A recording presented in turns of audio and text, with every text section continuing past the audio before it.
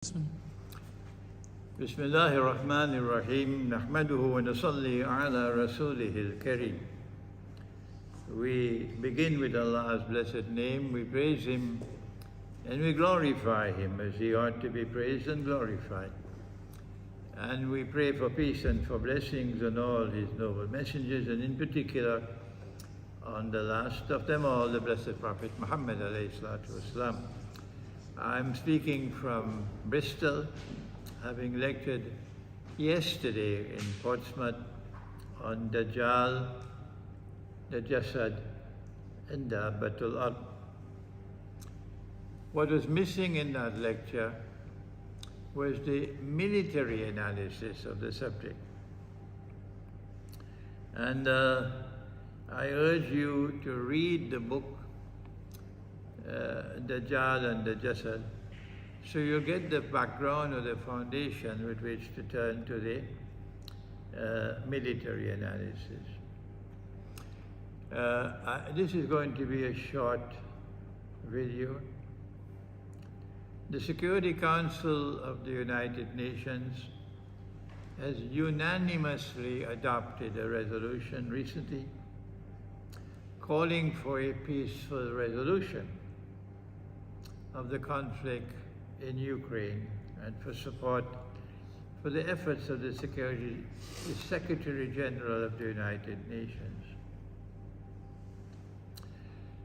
My response is that even though there was a unanimous adoption of this resolution, everybody voted for it, my response is to share with you my view that the Western world does not want a peaceful resolution to the conflict in Ukraine. If there is a peaceful resolution at this time, the West will say that Russia has achieved most of the objectives for which Russia made the military intervention.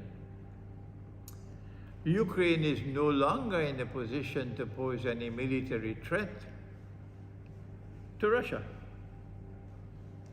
Number two, there's no possibility that Ukraine can ever join NATO.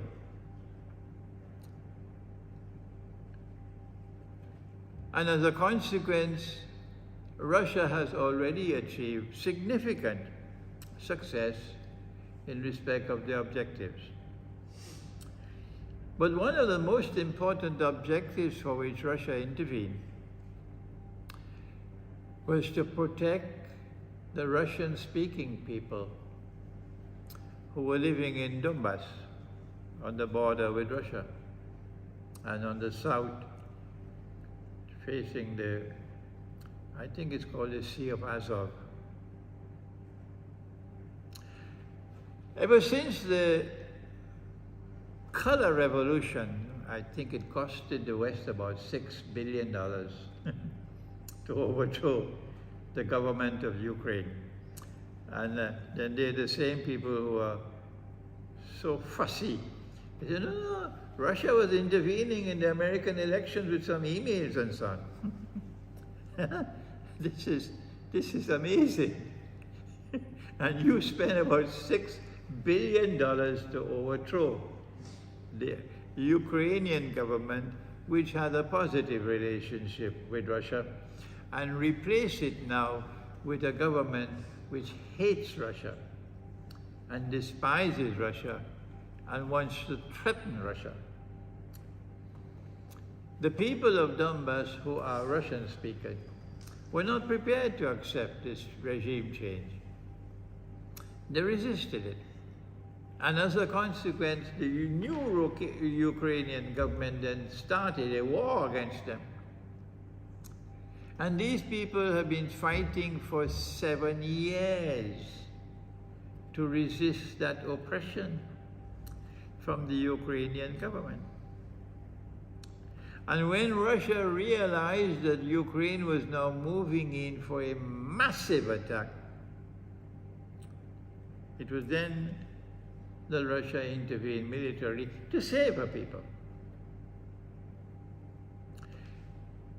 And that objective has already been largely achieved. The entire territory of Donbass, however, has not as yet been completely liberated. That's what remains, because there's substantial Ukrainian military presence in Donbass. But if there is a peaceful resolution now, I think Russia is willing for that peaceful resolution. It would indicate that Russia would have succeeded in most of her major objectives in the war. And that is not acceptable to the West. But the West now is obliged publicly to seek a peaceful resolution because of that resolution. But then, how can the West prevent a peaceful resolution and prevent Russia from being successful in the efforts that Russia wanted to make, the objectives that Russia wanted to achieve in the military intervention? Answer: there's only one way to prevent a peaceful resolution, and that is to get the war to expand. Get other countries to now join in the war. And my fear, and I'm making this video today in Bristol to share with you my fear. I'm not saying that this is going to happen. I'm saying I'm afraid that this is what is going to happen. That sometime in the near future, another country will intervene in the war, most likely Poland. And of course, there will be the spinning of a story to justify intervention. That if Russia could take back her territory in Crimea, so can Poland take back her territory in Ukraine. What will be the implication of a Polish intervention in the war in Ukraine? That is the question. And Russia has already given the reply. Russia has said, it has committed itself, we will respond immediately and massively. That is what Russia has said. So if within the next 1 month or so, there is a Polish intervention in the war in Ukraine, and Russia then responds as Russia has threatened to respond, the implication is that we will now be on the doorstep of the Great War. I want to share with you again what I suspect. I hope I'm wrong. While the Azerbaijani people are very nice people, wherever I've met them, the government of Azerbaijan today is an Israeli satellite. And so it is possible that an Azerbaijani attack on Armenia, massive attack, would be launched in order to create a diversion. I hope it doesn't happen. I'm going to Armenia now. If that attack on Armenia takes place and fighting starts, then the world's attention will be diverted there. And that will help to cover a Polish attack intervening in the war in Ukraine. How should we respond?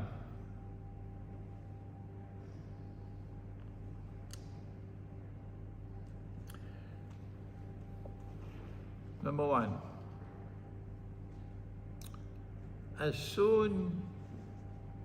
as the West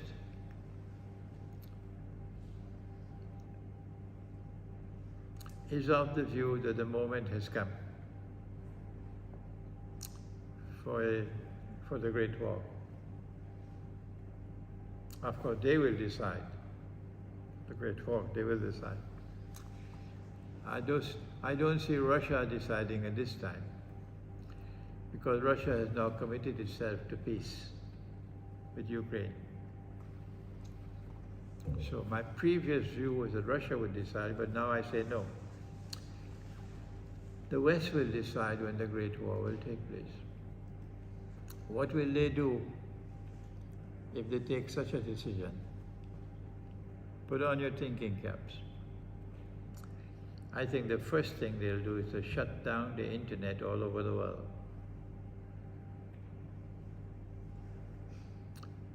If that happens, I don't have any means anymore to reach you.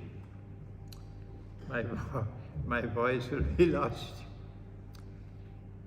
So while still there is time and I can speak and I can reach you, I'm making these videos to advise you.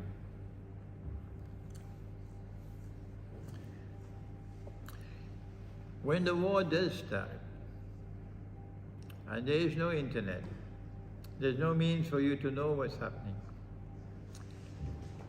then the first targets of the war would be military bases. In the Western world, military bases in Germany, so goodbye Germany. Military bases in Turkey, NATO, so goodbye Turkey. This is not any evil thing I'm saying, I'm just telling you factual. So you prepare for it, you won't be surprised. Military base in Qatar, so goodbye Qatar. And a big military base in Kosovo, so goodbye.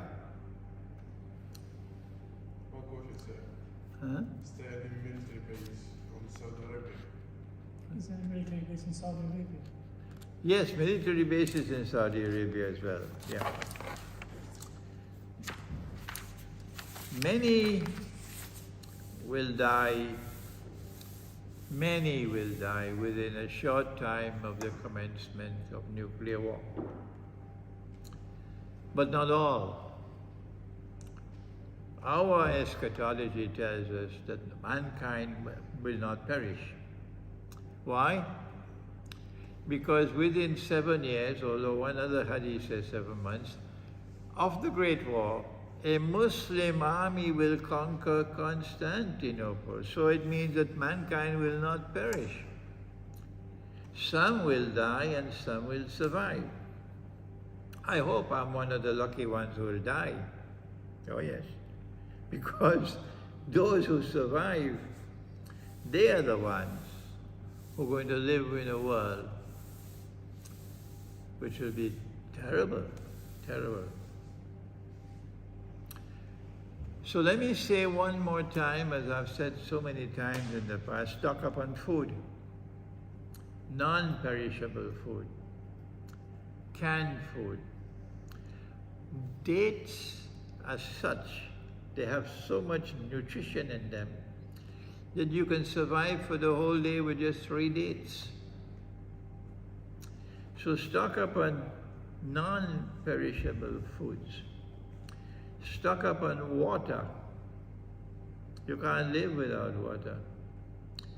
And don't keep your water in glass containers. Don't keep your water in plastic containers. Keep your water in containers which are not so perishable. And finally, you have to cook. Allah created human beings to cook. And in Surah Yasin, He tells us, I gave you the wood of the trees to cook. So you need to be able to cook. There'll be no electricity. Your gas will run out. So how will you cook? Answer, you have to be in a place where wood is available. If you remain in the city, there'll be no food and there'll be no water. So there'll be anarchy in the cities, and people will kill each other for food and for water. They'll break down your doors because they're dying for food and water. If you choose to remain in the city, don't turn to me and ask me what to do. I have asked you for so long, so many times, make a backup arrangement in the remote countryside. Keep enough petrol in your car that you can reach the remote countryside. Because there's safety in the countryside.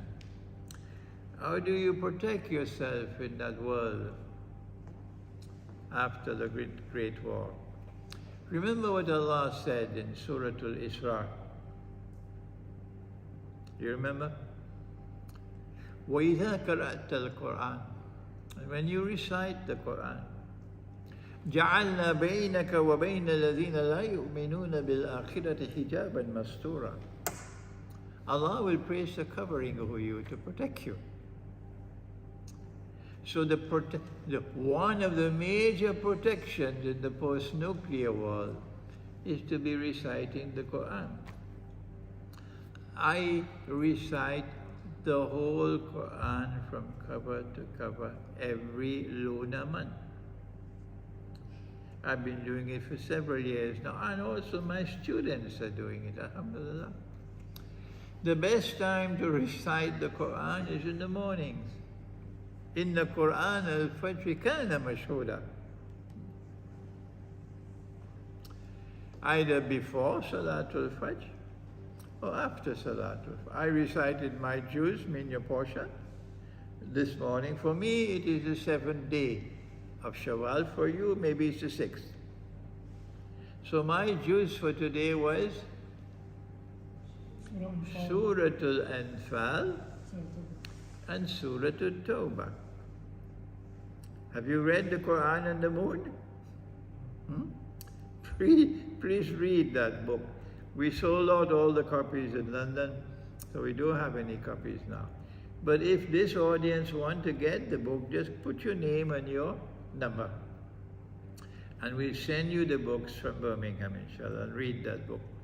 It'll tell you how to recite the Quran, what is the juz.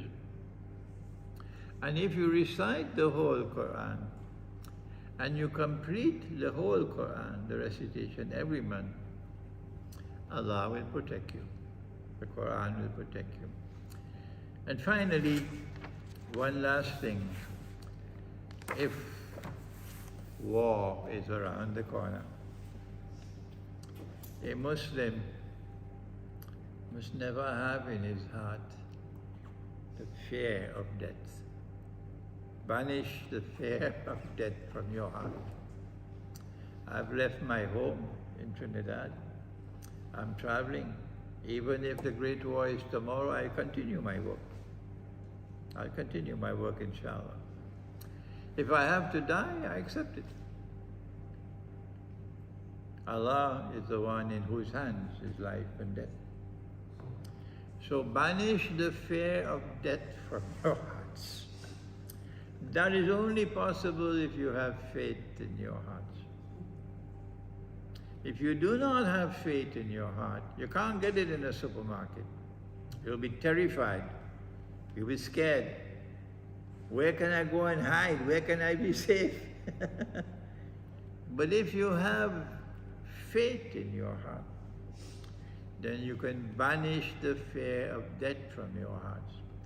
And I pray and I bless that Allah might take this small video and reach it out to thousands and thousands, inshallah, around the world. Thank you. Wassalamu alaikum wa rahmatullahi wa barakatuh. If you want any books, you can come and I'll autograph them for you, inshallah.